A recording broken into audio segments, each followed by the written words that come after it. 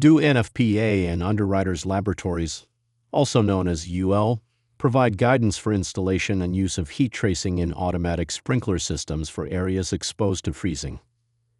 NFPA 13, the Automatic Sprinkler System Standard, allows for heat tracing systems to protect areas of sprinkler piping exposed to low temperatures. Heat tracing systems have been used in industrial applications for many years. This includes freeze protection for water piping and process regulation where maintenance of a specific temperature for the liquid is necessary.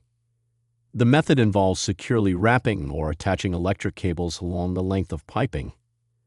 An electric heating element provides a constant level of warmth to keep the water or other fluid at the desired temperature. Thermal insulation, either on the electric cable or the piping itself, is another important element in a heat tracing system.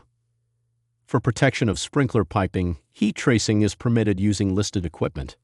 The listing is from UL 515A, which is the certification for heat tracing for automatic sprinkler system components. The UL standard includes a monitored connection to the power supply with an alarm system in case of a loss of power.